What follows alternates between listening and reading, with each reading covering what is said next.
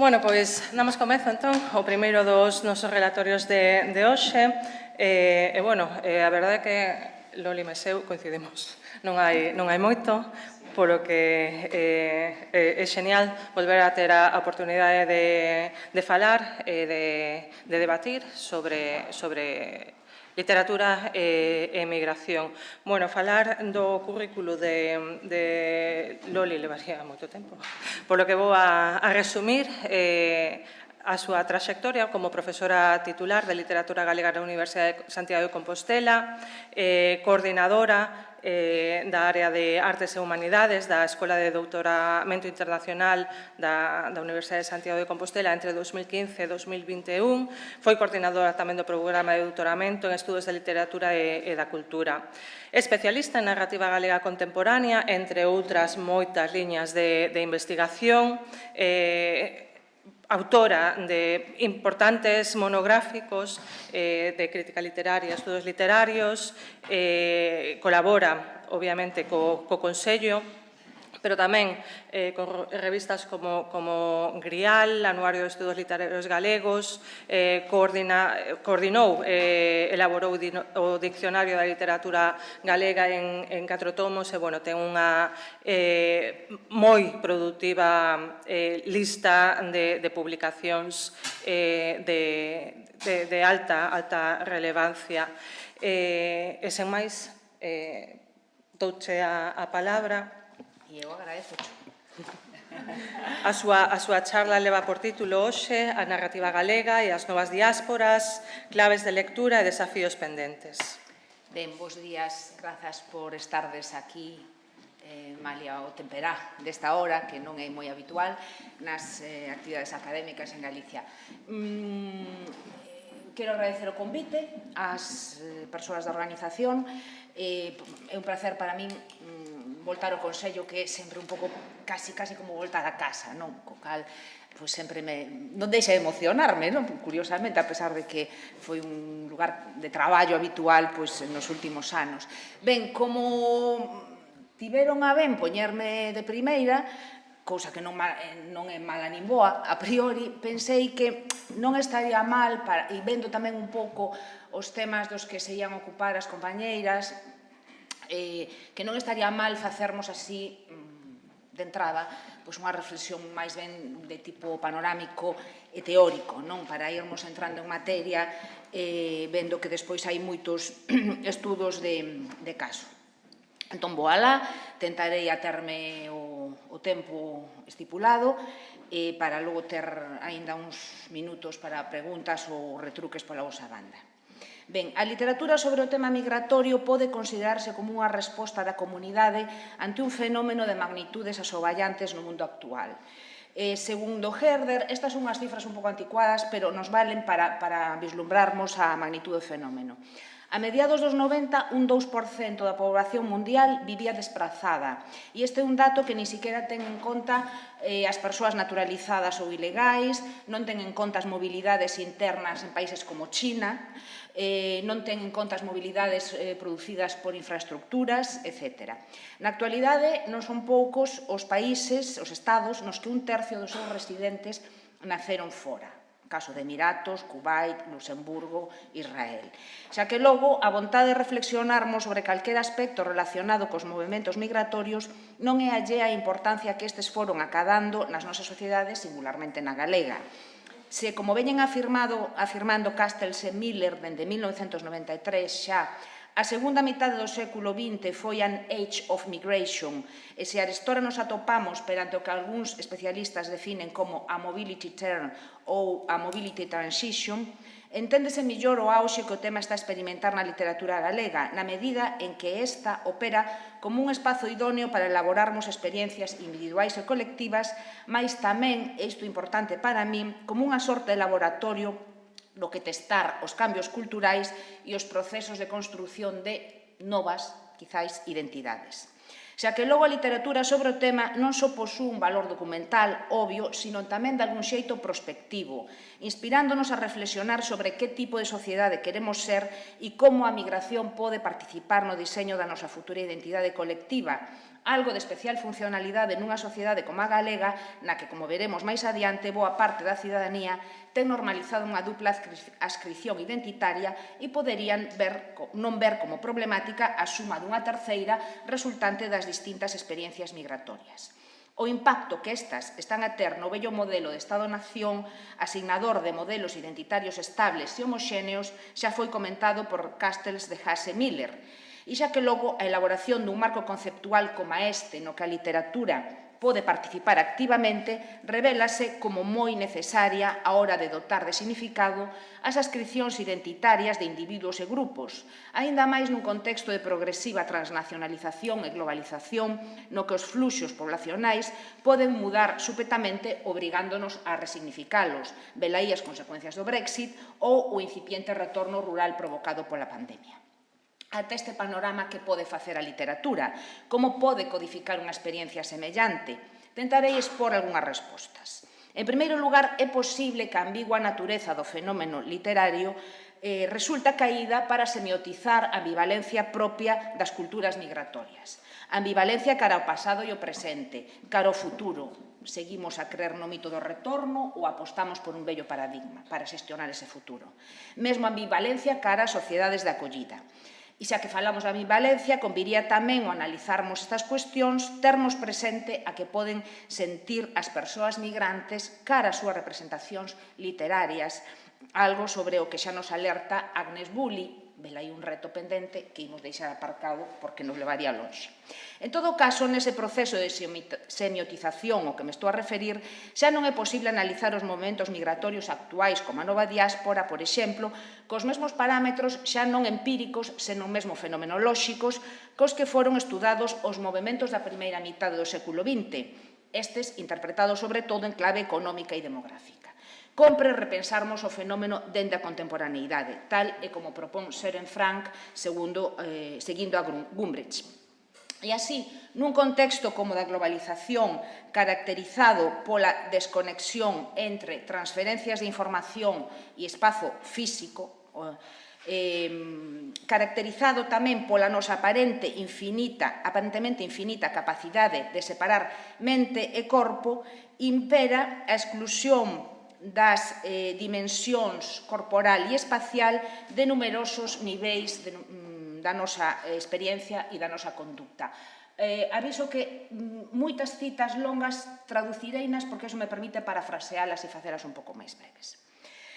A representación que mellor encarna esta devandita desconexión contemporánea que me acabo de referir é a literatura migrante, vamos a chamar así, a literatura sobre o tema das migracións, imos a chamar literatura migrante, como unha variante dun movimento pendular entre, por unha banda, a crecente independencia dos espazos particulares e, por outra, unha serie de reaccións de inercia que buscan a reconexión coa espacialidade concreta.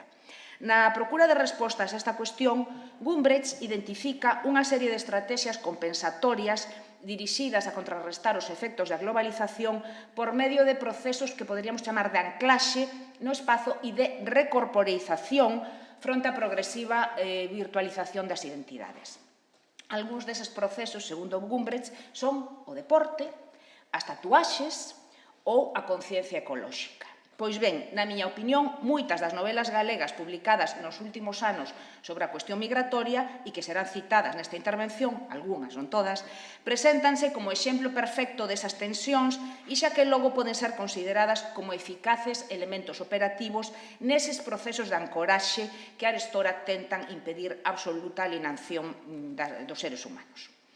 Nun interesantísimo artigo de recente aparición nun monográfico da revista Humanities, que seguramente será moi citada o monográfico será moi citado nesta xornada, David Miranda, aquí presente, retoma unha cuestión de Amy Birch, que é a seguinte: What can literature tell us about migration?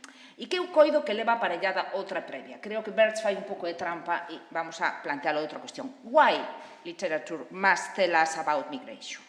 A propia Birch avanza xa algunha resposta a estes interrogantes cando afirma que a literatura migrante aborda algunhas lagoas existentes nas achegas sociolóxicas o tema. E, efectivamente, a literatura pode compensar os valeiros da antropoloxía, a socioloxía ou a historia, disciplinas que ás veces se ven reducidas a operar nunha escala demasiado micro e outras aferrolladas polas visións demasiado panorámicas da estatística. Porque para Birch a literatura sobre o tema é unha ferramenta que nos permite centrarnos en 4 aspectos: combatir as narrativas dominantes, desafiar as ideoloxías nacionalistas e fornecernos de perspectiva histórica e dunha práctica terapéutica. Tentarei concretar as posibilidades que a actual literatura galega nos ofrece para afondar nestas cuestións, pero antes querería determe brevemente noutra estreitamente vencellada ao auxe da literatura sobre o tema. Refírome á conciencia, seguramente partillada por moitas das que estamos aquí e das que nos escoitan en directo, da necesidade de renovarmos os estudos migratorios, de ampliar o seu alcance temporal, conceptual e xeográfico, de alterar o paradigma de análise tradicional que nos devolve unha imaxe na que xa non nos recoñecemos. Domínguez Mújica fala de obsolescencia dos vellos paradigmas migratorios e, polo tanto, imos tentar ver algúns exemplos desa obsolescencia. As tradicionais distincións entre free e unfree migration ou voluntary e involuntary migration, ou mesmo a proposta de Anthony Richmond de diferenciar entre proactive and reactive migrants, vense hoxe cuestionadas nos estudos que revelan a imposibilidade de establecermos unha fronteira nidia entre ambos extremos e que proban como en moitos casos sería máis acaído falarmos dun continuum ou de, por exemplo, unfree aspects of free labor, pero en ningún caso presentar a cuestión como unha dicotomía de polos excluíntes. Sosteño que buscar estes matices nas abordaxes literarias do caso galego revelaría fenómenos aínda pouco analizados polos estudos migratorios, como poden ser eses unfree aspects, ou corroboraría análises que, ao seren divulgadas por medio dos textos literarios, terían un maior impacto social e mesmo serían de interese para orientar a acción política. E esta é unha cuestión sobre a que volverei. Algo semellante acontece coas análises de Domingo e Blanes que revelan varias interesantes conclusións. A primeira, a elevada intensidade de migración moza galega comparada coa do resto de España, que demostra que a meirande parte dela non sería voluntaria, senón unha expulsión frente a crecente desigualdade agravada polas reformas económicas que foron impostas, pero ao mesmo tempo tamén como proba de resiliencia individual e familiar en resposta a esta situación de desigualdade. Ata aquí diredes que nada demasiado novo, mais a chega de Domingo e Blanes capta tamén outros matices nos que nos adoita reparar. Posto que a mocidade galega dispuña dunha ampla gama de opcións xeográficas, o que el chama Transnational Connections in the Diasporic Network, as consecuencias da crise para a nova diáspora galega supuxeron a renovación do que el chama, nun termo tamén que vou adoptar porque me parece moi sintético, de Galician Expat Population. Esa renovación prodúcese en termos de idade, de área de orixe, pero tamén no relativo á ampliación do abano, digamos, de países potencialmente receptores. Efectivamente, nas últimas décadas, a natureza do fenómeno migratorio en Galicia mudou sustancialmente.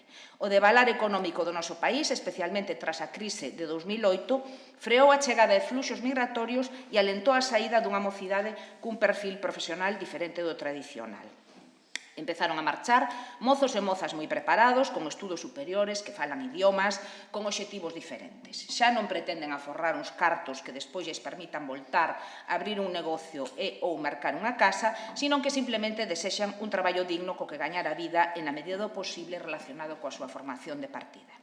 As análises de Antía Pérez Caramés validan as de Domingo e Blanes relativas ao feito de que a renovación do perfil etario da emigración galega leva aparellada unha ampliación dos seus límites xeográficos, pois diversifícanse efectivamente os países a escoller como destino migratorio. Temos os datos aquí en rodapé. Pero mostran tamén a reconsideración por parte desta nova diáspora de algúns destinos tradicionais como Cataluña, sobre o que volverei, e que agora se recuperan como alternativas posibles. Porén, din os especialistas que o comportamento demográfico desta Galicia expat resulta preocupante porque se está a dar un fenómeno pouco visible. refírome ao feito de que sexan o retorno dos vellos e os nacementos máis ca emigración propiamente os factores máis determinantes do crecemento desa Galician expat community. Estes fenómenos deben ser tidos en conta polas autoridades, porque revelan cal é a verdadeira natureza desta diáspora, no senso de que mantendo a patria como punto de referencia, o sea, de que manteñen a patria como punto de referencia, unha característica que explica a transmisión a larga escala da nacionalidade española, aos descendentes dos emigrantes galegos. Aínda hoxe ven unha noticia ao respecto sobre para o que isto supón a nova lei de memoria histórica. Amplían un par de anos a posibilidade de acollerse para fillos e netos. Xa que logo a transnacional estructura destas comunidades ten, sin ninguna dúbida, unha significativa influencia na Galicia do século XXI, na sociedade galega do século XXI. Como xa apuntei, estas son cuestións que nos interpelan como comunidade, porque atinguen a nosa percepción identitaria. Segundo datos do CIS, para mostras anuais de case 3.000 persoas entre 1984 e 2016, a porcentaxe de persoas que se senten tan galegas como españolas evoluiu dun 51% a un 68%. O paulatino aumento desta tendencia pode ser visto desde a perspectiva que a nos agora nos interesa, non desde outras, como mostra dunha maior disponibilidade da sociedade galega cara á asunción de identidades híbridas, algo que de certo pode facilitar a integración dos distintos perfís migratorios. E a literatura debe, quizáis, contribuir activamente á creación colectiva dun relato que oriente a nosa comprensión destes fenómenos, pero tamén, como xa suxerín, a praxe política que o xestione. Toda esta necesaria renovación conceptual permitiríanos superar as análises curtopracistas que nos impiden captar os procesos de integración e asimilación, que son procesos que se desenvolven a longo prazo e que a literatura está xa a incorporar de xeito informal ou, se se quere, intuitivo. Velaí abordaxes literarias como as de Eva Moreda, que poñen o foco no choque cultural sufrido polas primeiras xeracións de galegas emigradas a UK, un choque que nos resulta aínda máis rechamante cando o comparamos coa ambivalencia e soltura coa que se desenvolven as emigrantas de hoxe tamén nas súas novelas. Os novos estudos migratorios están a amosarnos ata que punto os movementos poblacionais son dinámicos e están estreitamente vencellados tanto os ciclos vitais dos individuos, emparellamentos, mudanzas, como a outros procesos de cambio social, desprazamentos, campocidade e ao revés, micromobilidades, pero tamén nos revelan a intricada conexión entre factores económicos e emocionais que subxace sempre na decisión de emigrar. Herder fala de sentimentos como loss of relationship, sadness and homesickness, morriña máis ou menos, e de network deprivation. E a literatura tense amosado especialmente eficaz en atender a estes fenómenos. En todo caso, estes son fenómenos que deben interpretarse dende a perspectiva emocional de quen marcha, pero tamén de quen queda, e non só interpretarse. Vel aquí outro reto. Faise preciso que escribamos sobre migración as que non marchamos, aquelas que a vivimos como espectadoras, máis sentimos que é algo que nos afecta como cidadás do século XXI.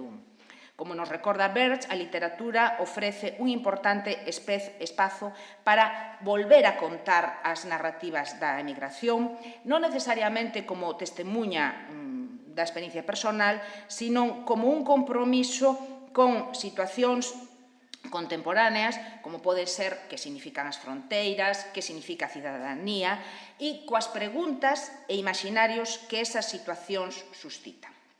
Efectivamente, a superación do marco de enunciación autobiográfico é un desafío pendente da literatura actual, tamén da galega, nas súas achegas ao tema. As abordaxes artísticas e científicas dos fenómenos migratorios resultan ser certamente eficaces ferramentas para explicar, definir e redefinir a identidade, pois nos sitúan nun marco que nos obriga a reavaliar e, se cadra, resignificar conceptos como nación ou Estado. E así, por exemplo, as abordaxes literarias da temática migratoria poderían contribuir a frear, compensar, matizar, complexizar o pulo totalizador, apropiador, invisibilizador da identidade nacional galega en relación ás identidades, por exemplo, locais ou de xénero. Se neste segundo aspecto de xénero as contribucións literarias foron notables nos últimos tempos, coido que no primeiro dos citados, o das identidades locais, está prácticamente todo por facer, velaí outro reto. Nesta liña, e fronte a idea dunha ethnicity forever, unha etnicidade, que traducido soa peor case, para sempre, detectar as ethnic identity needs das terceiras e cuartas xeracións de migrantes permitiríanos recoñecer mellor os elementos operativos nas novas symbolic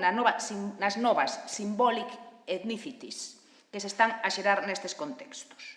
Naturalmente, ese recoñecemento non só nos permitiría comunicarnos mellor coas novas xeracións migrantes, sino que podería ter interesantes consecuencias para o noso propio proceso de articulación como comunidade imaginada. Voltemos aos novos temas que están a aparecer na literatura sobre as migracións.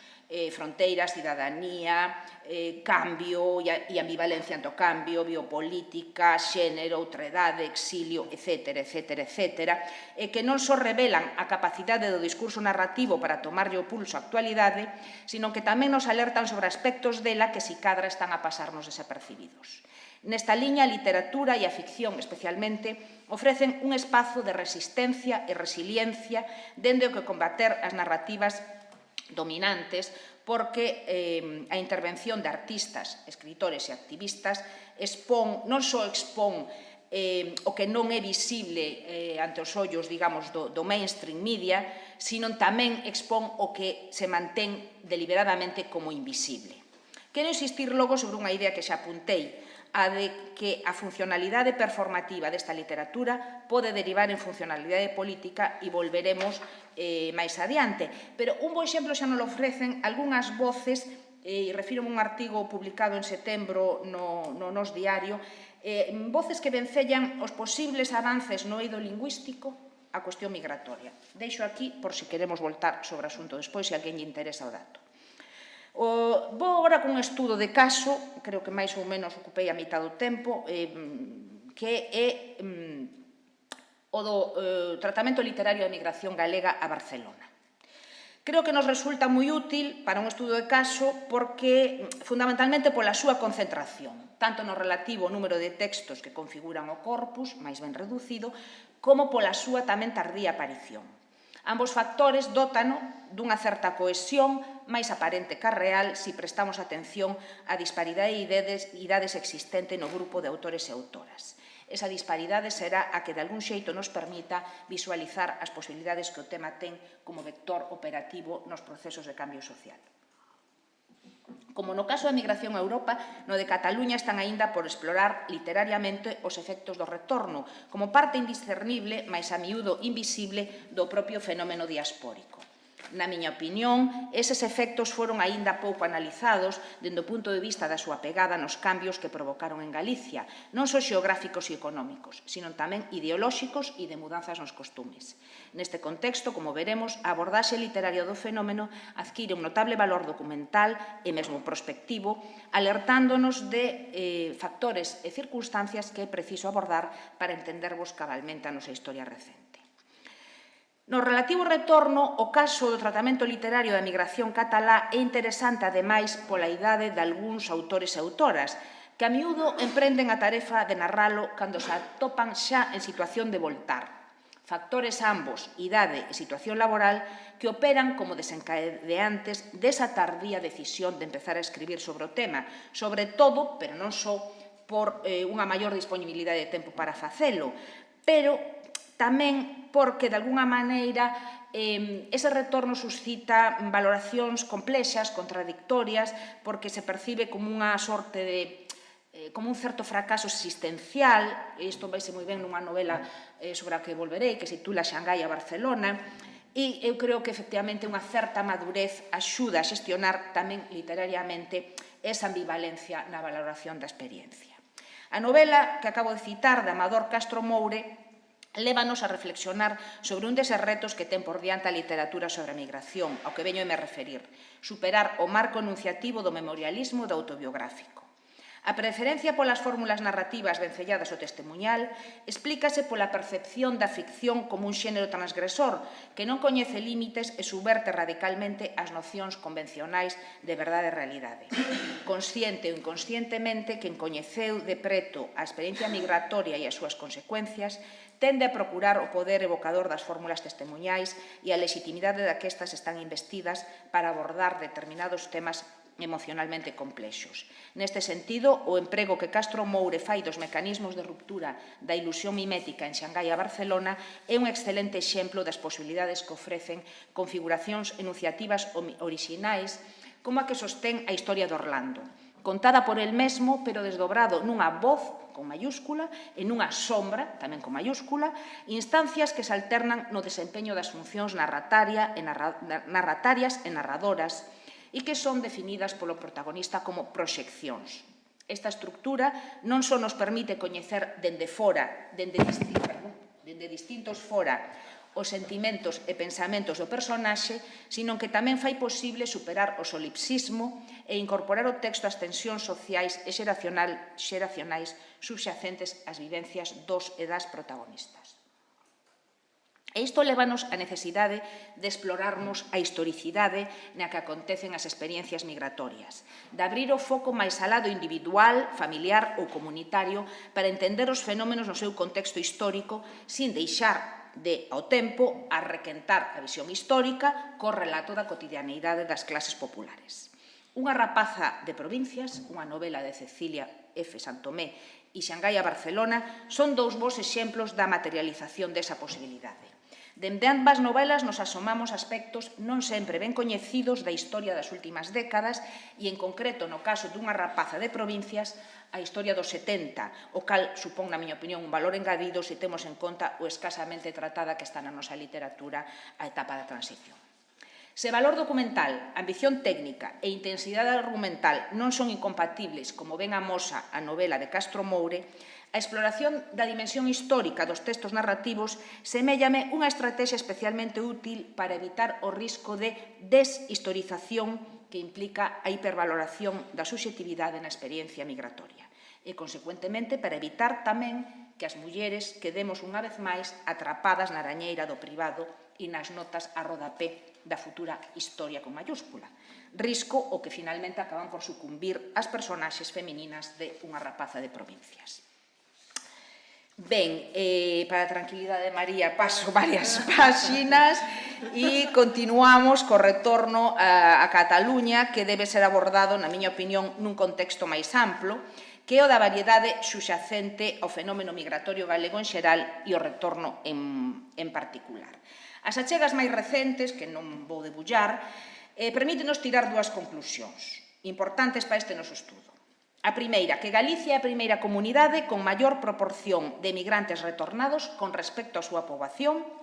A segunda, que os contingentes que retornan doutras comunidades autónomas duplican con rotundidade os que proveñen do estranxeiro. Estos son datos, non son opinións. Estas elevadas cifras de retorno non nos deberían sorprender, pois o certo é que Galicia recibe unha cuarta parte dos retornados que chegan a España polo mero feito de que, cito, foi a comunidade que máis población expulsou hasta hace unos lustros.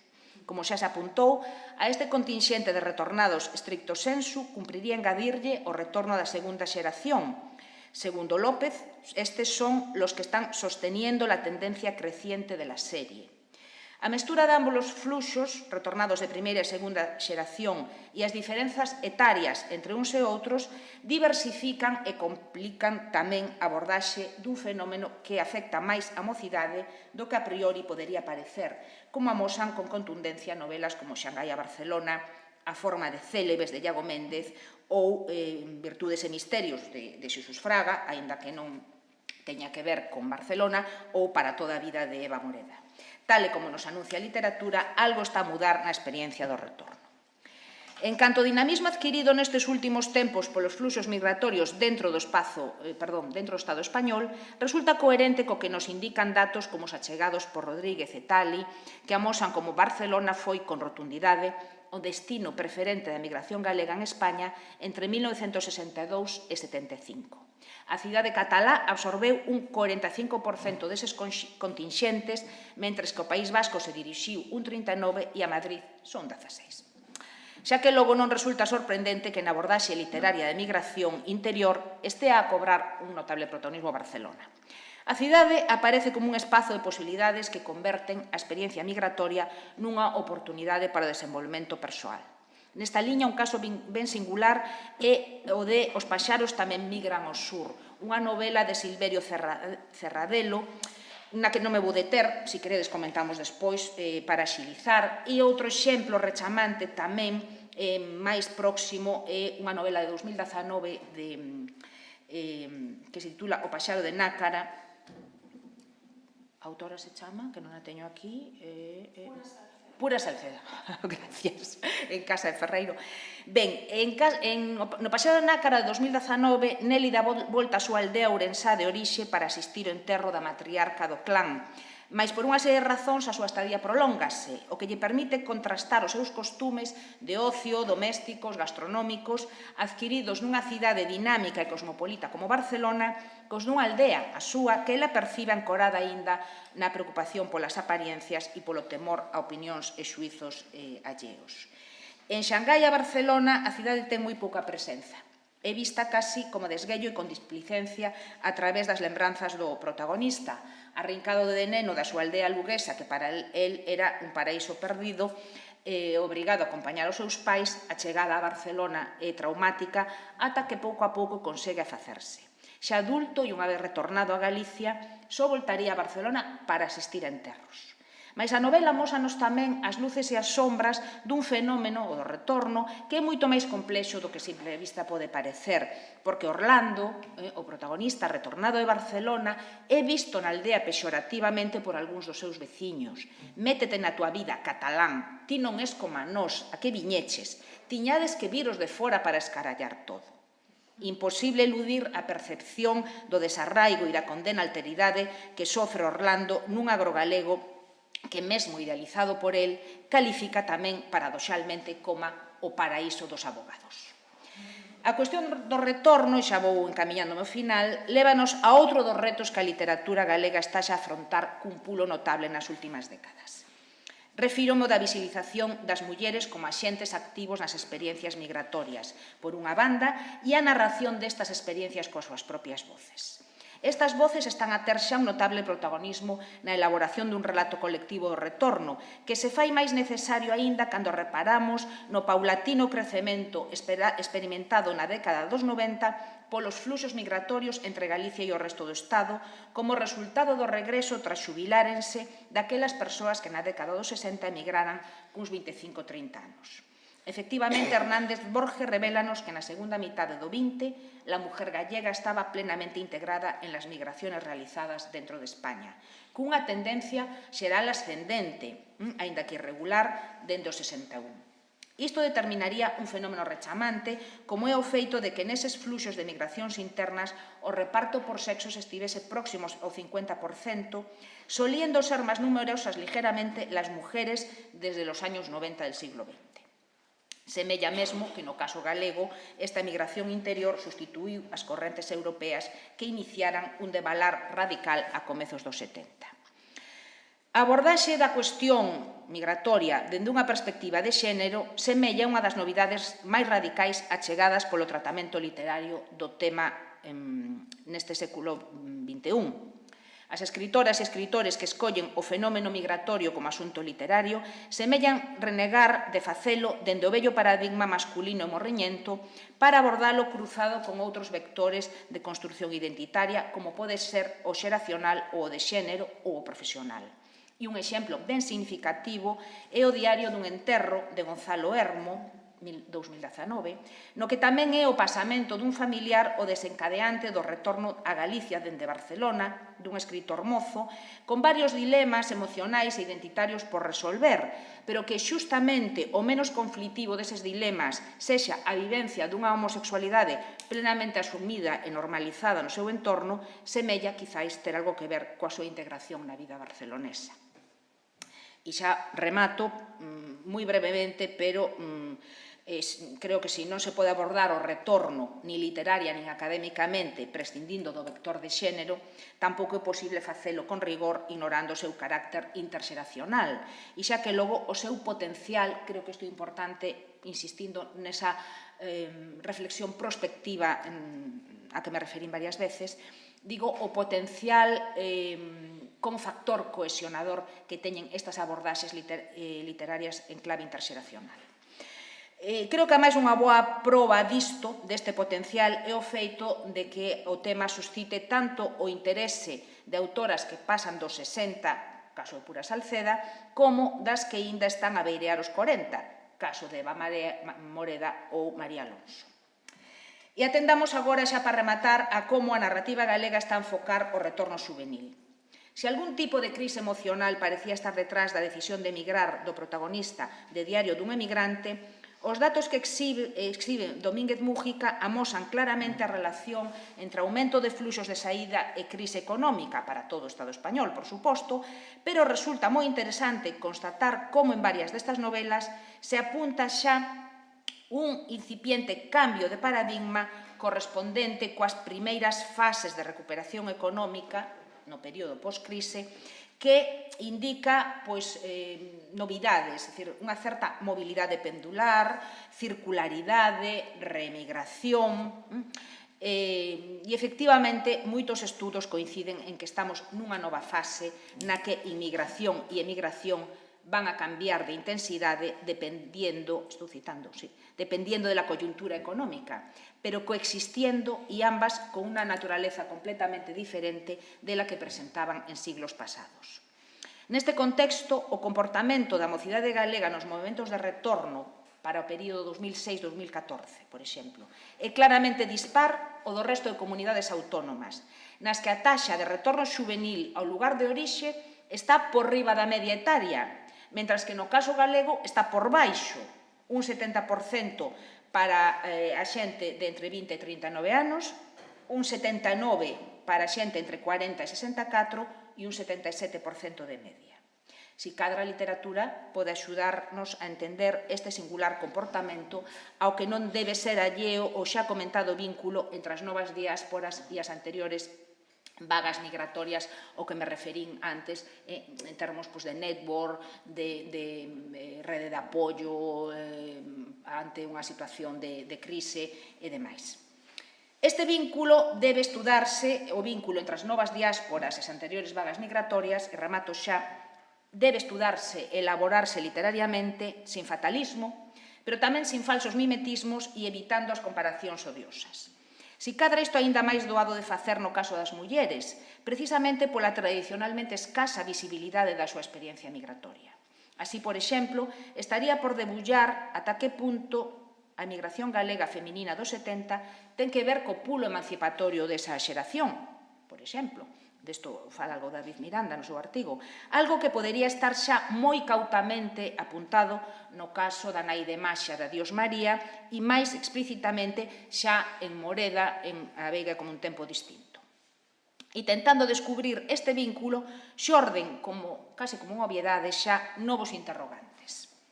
Sempre me gusta acabar con preguntas. Ata que punto o novo precariado diaspórico non supón a continuidade das historias do vello precariado? É curioso, hai uns días, Xavier Cid preguntábase algo parecido, prometo que xa tiña o texto escrito en relación, el dicía algo así como Balbino era moito máis precario que o que é un rider en Escocia hoxe en día, a raíz da súa experiencia. Por lo tanto, hasta que punto non hai unha continuidade na precariedade? Cantos textos da nosa historia literaria presentan unha imaxe de triunfo e cantos de fracaso? Si cadra, o recoñecemento literario desa filiación xeracional entre comunidades migrantes podería ter un efecto terapéutico e desvictimizador nas novas xeracións. Sei que esta é unha proposta transgresora. Ben, tentei trazar un mapa dos camiños recorridos pola nova diáspora galega na nosa literatura, mais tamén, quizáis, intereseime máis por albiscar camiños posibles dende a convicción de que un determinado corpus de escritura convértese tamén nunha forza cultural con poder para influir e non só para reflectir nas mentalidades sociais. Grazas.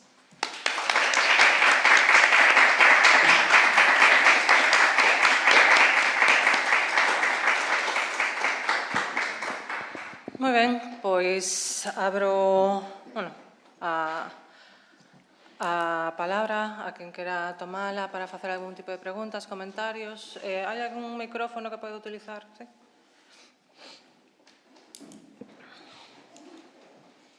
Comezo eu, Loli, se... Creo que máis adiante, a medida que vayamos meténdonos no tema, seguro que hai máis, en fin, o tema se vai compactando e articulando, non? Así un pouco a pelo.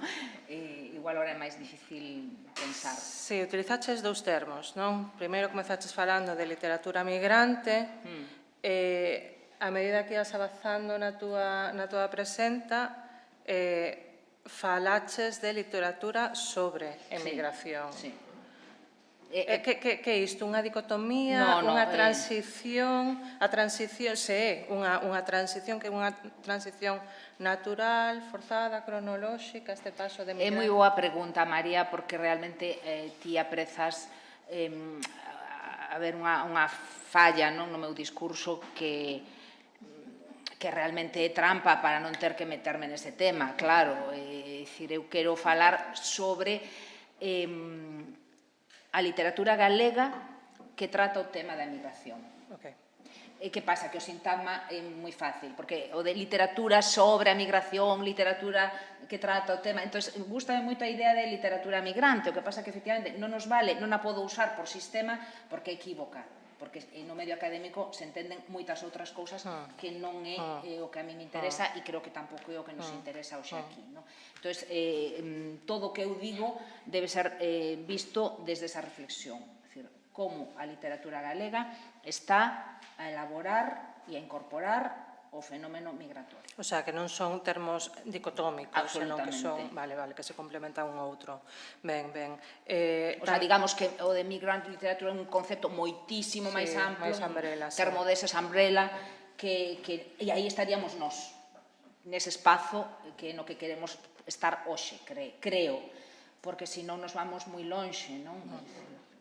Chama a atención tamén este subxénero que parece que existe de migración en terros. En terros. Sí. Na charla que deu Elena en Varsovia tamén falaches da novela de Antía Nara, que tamén regresa a protagonista para un enterro. Pero que temos o diario dun enterro, temos o Pasear de Nácara de Pura Salceda, pero que hai máis, é dicir, o protagonista Orlando de Xangai en Barcelona é unha cita textual, di, só volvín, unha vez que retorna, só volvín a Barcelona para asistir a enterros. Que digamos que o enterro é un truco diexético moi doado, non, para provocar retornos máis ou menos que non tens que explicar moito. De repente hai que ir a un enterro e xa está, a persoa rinca, e logo tamén leva aparellada unha certa trascendencia existencial, non? É dicir, son situacións normalmente, bueno, que provocan na persoa que asiste ao enterro, en fin, unha certa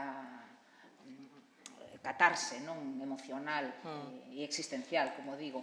Pero sí, é un tópico diexético absolutamente, e vamos camiño de que sea unha modalidade, un subxénero, como ti decías. Sí, Elena. Perdón, sí, o micrófono está de camiño.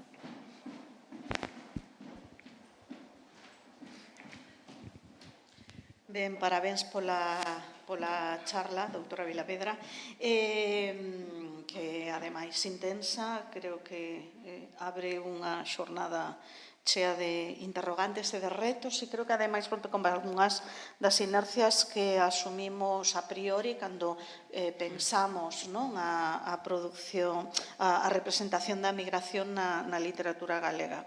Eu quero facer un par de comentarios que teñen bastante de provocación, o sea, que intentan provocar, a ver por onde podes levar a esta cuestión. Por unha banda, falaches, e isto pareceume moi interesante, remataches así a charla falando de non só do carácter documental, senón dese carácter prospectivo. Interésame moito esta lectura desde a temporalidade, non?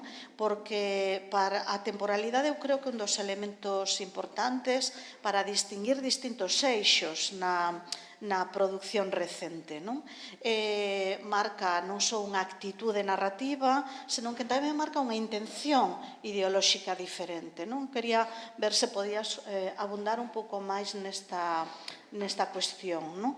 Decir que tipo digamos, como diría eu, de potencialidade hai aquí dentro, non? De pensar a migración como potencialidade futura, non? En canto á cuestión de Cataluña e a existencia deste núcleo relativamente recente, distintas xeracións, escribindo sobre a emigración a Barcelona, a mí me gustaría decir que creo que esta é unha sensación moi propia, vale? Pódese discordar, pero eu teño a sensación de que emigrar dentro do contexto do Estado marca unha forma de estranxeiridade moi diferente, é dicir, aínda que as clases sociais cantivas como traballadora a Cataluña poden estar moi marcadas, o teu contrato social é o de que ti formas parte dese mesmo Estado, é dicir, ti de alguna maneira terías potencialmente os mesmos dereitos, non? Entón, isto implica unha lectura onde a cuestión da clase social é moito máis relevante ou polo menos percibida como máis relevante neste tipo de relatos, non? Porque a estranxeiridade queda de alguna maneira modificada. Ti non tens que facer determinados papéis para poder vivir en Cataluña, non? E a segunda cuestión relacionada con isto ten que ver co feito de que o que eu observo en Cataluña é que a presenza dunha forte identidade nacional ou dun forte sentimento de independencia, que a veces va xunto e outras veces non, marcan unha especie de regreso a unha conciencia identitaria que non se tiña. É dicir, en algúns momentos a influencia do discurso nacionalista catalán é o que fai que este tipo de autoras, este tipo de migrantes, tomen conciencia para marcar a súa diferencia da súa, digamos, identidade galega, non? Grazas. Bueno, pos moitas cousas en riba da mesa e todas moi interesantes. A ver, a min preferín, en vez de facer unha panorámica de títulos un pouco exhaustiva e tal, eu creo que é importante abordar o tema sempre con datos, porque son os datos os que nos amosan, en última instancia, a singularidade da que partimos, do material con que traballan logo os escritores e as escritoras, non? E logo son un pouco os datos os que deben soster ese carácter prospectivo e, como digo, orientador da praxe política, para min isto é importante, que pode ter ese corpus. Non creo que isto sexa tanto responsabilidade dos autores e autoras como da sociedade que os lé e, en última instancia, de quen teña responsabilidades nese ámbito, non? Porque eu creo que estamos aí a visualizar efectivamente cuestións novas que ti resumes moi ben desde o caso catalán, non? Hai outros estudos de caso posibles, eu teño algo avanzado de Brasil que é moi interesante, bueno, do Reino Unido interesantísimo, pero se cadra se falou máis del a partir sobre todo o fenómeno de virtudes e misterios, non? Claro que deu para moitas entrevistas con Xesús Fraga e, polo tanto, que se falase moito disto, non? A ver, eu creo que hai no caso catalán, por decirlo así, albíscase unha diferenza xeracional. Por iso eu quería rematar coa cuestión xeracional e contemplala como elemento cohesionador. Repítome, porque se está a abusar un pouco demasiado, quizáis, da división, non? Empeza a apuntarse un pouco na esfera pública un certo enfrontamento xeracional, que si os maiores, que si as pensións, que si, en fin, este outro tema que non nos ocupa, pero iso está en riba da mesa na xenda neste momento. Entón, creo que a literatura, efectivamente, pode establecer esa filiación dunha forma que sexa un pouco, casi, a palabra non me gusta moito, pero me ides a entender, pedagóxica socialmente, non? Eu creo que o caso de Gonzalo Hermo é moi interesante, non? No sentido de como se pode xestionar esa identidade complexa con naturalidade. Os datos que din do CIS, que son datos que, bueno, vistos a mellor desde unha perspectiva nacionalista poden parecerse un pouco alarmantes, eu insisto en que poden ter esa outra lectura, é dicir, que somos unha sociedade afeita e ben disposta para xestionar a multiplicidade neste sentido. E, polo tanto, creo que por aí, se se fan un pouco ben as cousas, creo que Galicia pode ser neste sentido un modelo de sociedade híbrida, non? E como na cuestión lingüística. Creo que aí o tema poderíase aproveitar en positivo. Pero, bueno, non nos vamos a ir por aí porque ese é outro tema. O que dis da reidentificación con Galicia é moi interesante, é moi evidente e vese moi ben na novela de Pura Salceda, non? Como hai esa reidentificación e ao mesmo tempo unha reidentificación crítica. Eu xa non son a que era. Aquí hai cousas que xa non fago así, que fago de outra maneira, non? Vese na novela de Amador Castro, non? E vese moi ben xeracionalmente, cando ti colles toda a serie de novelas sobre o tema, como se vai evolucionando desde ese paradigma morriñento e que representan moi ben os relatos dunha escritora que se titulan Alma de Barro, Moncha Prieto pode ser, está por aquí polas miñas notas, está na versión definitiva, que son novela absolutamente na clave clásica, saudade, retorno ao paraíso perdido e demais, como iso vaise desintegrando ese paradigma, porque realmente un paradigma obsoleto, no que xa non nos recoñecemos, non? E eu creo que o contrapunto é a novela de Gonzalo Herrero, non? Onde el se move cun absoluto desparpajo, por decirlo así, entre ambos contextos. Claro, Cataluña, ademais, é que visualmente, se tes o mapa na cabeza, axuda moi ben, porque está no leste, nos estamos no oeste, Cataluña é mediterránea, nos somos atlánticos, entón aí creo que a metáfora funciona moi ben, como imaxe funciona moi ben destes desprazamentos identitarios e entón temos todo a vano, temos eses relatos saudosos de Alma de Barro, temos a novela de O paxaro nácara, na que xa empeza a apuntar esa reidentificación con Galicia, pero desde o desapego e desde unha posición tamén crítica. Temos despois a novela de Amador Castro Moure e temos, diría eu, un pouco como exemplo máis paradigmático do que supón esta identidade híbrida que poden xestionar con tanta eficacia as novas xeracións, a novela de Gonzalo. Pero, bueno, non sei se, creo que non contestei o que preguntabas, ni siquiera sei se preguntabas algo. Agora que estabas falando, me de conta de que algunhas das novelas as que te refires, en realidade son autoficcións, non? Por iso dixen que eu creo que un dos grandes retos que temos por diante é abandonar ese paradigma. Creo que aí hai un desafío interesante. Moi ben.